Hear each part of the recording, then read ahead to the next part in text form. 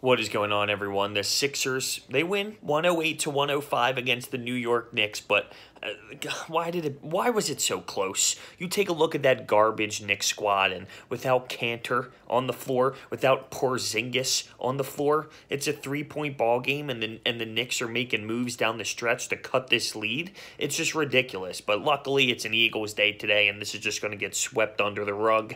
It wasn't a big, a big emotional tie to this game, understanding what's at stake here today for the Philadelphia fan base. But the Sixers do win 108-105. Ben Simmons was a monster tonight. 20 points, 22 rebounds, and 9 assists. It's a shame he was one assist shy of a triple-double, but on the glass, he was unbelievable. And so was this team as a whole, as we out-rebounded the Knicks 56-34. You look at this team, and I would have loved to blown the Knicks out of the water. Madison Square Garden. There was a lot of Philadelphia fans, to be honest with you. You can hear the energy in the building. You could see a lot of blue, which is understandable considering the New York Knicks stink. But we should have went out there and just blown this team out of the water. It does concern me how we play against these garbage squads, especially, we all know, with this big stretch coming up, and we start with Minnesota. It does concern me that we can't blow teams, garbage squads, just out of the game and hold the lead and just pursue a dominant victory. We don't see that often with this squad, and it's concerning moving forward. Without Cantor and Porzingis, this basketball team literally has nobody on the floor, and then you allow Knox to go off and score over 30. It's just a joke how this consistently happens, and I'm very concerned for the future. Once again, our bench play doesn't really show up. Bolden plays, 18 minutes and has 0 points. Furkan had just about 10 minutes, 0 points. Our bench is a huge problem. It's flawed, and we have to address that situation if we want to be anything this season. When you take a look at Embiid, he had 26 and 8 today, 6 blocks. He shot 9 of 24 from the floor, so it wasn't the most dominant out of Embiid, and not the most effective when it comes to shooting from the floor, but 6 blocks defensively. He was definitely there and helped this team. Like I said, the bench, 17 points, and you look over on the New York Knicks side, they score 40. It's the same problem every single time, and I hate to be negative here on a victory, but if we want to be the team that we want to be moving forward here for this season, and we want to make a run in the playoffs, a 3-point game to the New York Knicks, maybe Ben Simmons or Joel Embiid and Jimmy Butler, maybe they were thinking about the Eagles game today. Maybe not Ben. Ben was electric. That was a very great basketball game out of him, and one thing I have to say, we've been ripping Ben. There have been a lot of people upset with Ben, and it was just a major switch. It went from he's not taking shots, he's not doing this, he's not doing that, and bang, one game later he turned the switch. He must have listened to Brett Brown, because it's like it actually got through his head. He needs to be more aggressive. He needs to take more outside shots. He needs to do this. And all of a sudden, just after one game, the flip is switched. We've seen him be more aggressive. We've seen him take outside jump shots. And he's just been a totally different player. He's been a monster lately, and I love it. Regardless of the team he was playing against, I absolutely love what I saw out of Ben Simmons tonight. That was the most effective I've seen him on the glass since he's been here in Philadelphia. 22 rebounds from a guy playing the point guard position is pretty remarkable, and I loved his gameplay today. I was pushing for him late to try and get an assist. They were moving the ball around with under a minute left, and he swung it out to Jimmy Butler, and I'm thinking, here we go, baby, but Jimmy moves it along to J.J. Redick, who now is a big-time 3, so obviously Ben did not get the triple-double, but he has been on a whole nother level of dominance lately. And his gameplay has been different. He's added it. He's added what we needed him to. And it's just a start. I'm not saying he's knocking down all these shots right away right now, but he's showing us that he is maturing and understanding he needs to take the next step as a player here for us to move forward. So what else do I have here? The 3-point game today wasn't the best.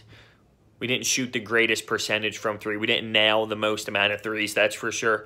Turnovers are still looking about close to 20, and I keep bringing it up because it just blows my mind that this team is still turning the ball over almost 20 times per game. At this point, there were 17 turnovers. And it's ridiculous. I just don't understand. It needs to be toned down. It should have never been this close. Never. Sixers are lucky. The Sixers are lucky this Eagle stretch is coming here, because that just a 3-point win to the Knicks. I don't know what it is. Like, are you starting to get underwhelmed with Jimmy Butler and what he's provided? See, now you see everybody commenting and talking about the Jimmy Butler trade and saying, we should have kept Dario and Robert Covington. Look at this bench. We're all complaining.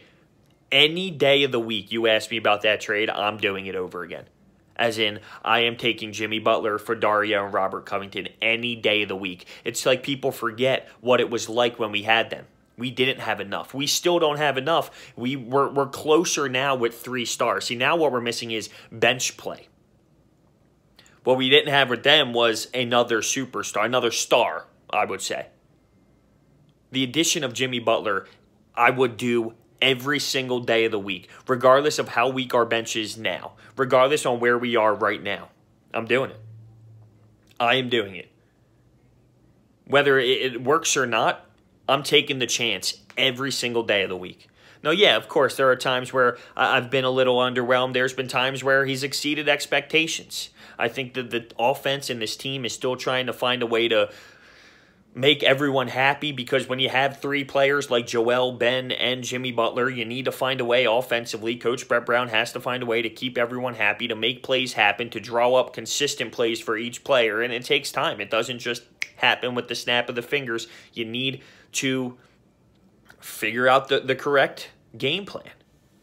So I'm not underwhelmed with Jimmy. I do see a little bit of frustration out of this team right now, but it's not just people want to focus on Jimmy Butler because of his attitude and where he was throughout his whole career when it comes to locker rooms and problems. This team is frustrated as a whole because they know they're close, but they're missing a couple pieces. And it happens to be the bench play. On top of some things like turnovers that they have to hold themselves accountable to. This team, yes, you're happy with a 108-105 win in the New York Knicks. You're lucky to snap that 2-game losing streak to a garbage Hawks team, and who else did they lose to? It's, I can't think off the top of my head, but that's probably for the best. But that 2-game losing streak to really bad teams, they find a way to snap it here before the biggest stretch of the season. This right here, this stretch is going to make or break where the Sixers go this season. And I always compare ourselves to the Celtics, and I can't get over the fact on they really are getting this frustrated and blown out of proportion too. But hey, Jimmy Butler, he's always the problem, right? How about Kyrie Irving yelling at Brad Stevens after a play when they were drawing up a game-winning play? How about Kyrie Irving yelling at Gordon Hayward after taking an opportunity to win a basketball game against the Orlando Magic? They're in the same boat as we are. They have all these players. They might have a little bit deeper of a roster, but they have these players, and they're trying to find a way to keep them happy offensively because they're all talented, and you got to move the basketball around to keep everyone happy and to make sure everyone's getting their own.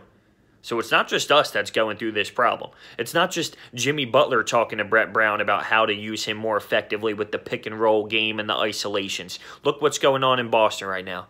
But the good news is we still have some time here. We're just a little bit, pretty much halfway through the season, so we still have time, and we just need to find a way to add the depth to this roster. That's the biggest thing, and Elton Brand knows it, and the whole city knows it. We need to add depth to this roster because 17 points to 40 when it comes to our bench play against the New York Knicks, that's the difference maker. If you have one guy who can score 20 off the bench, that changes everything. You have Bolden tonight and Furkan Korkmaz with goose eggs, but playing over 25 minutes together. 27 minutes? Giving you 0 points? That's the problem with this team. So at the end of the day, though, we do get a win, and we go on to this big stretch where Minnesota's the first squad on the table. And we know that's a big one. Ben was electric and dominant today. The best I've seen him, especially on the glass. And I love what I've seen out of him. Joel had a monster night defensively, especially with those blocks.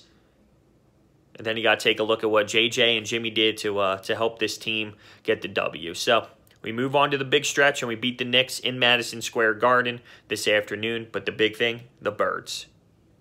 Let's go, baby.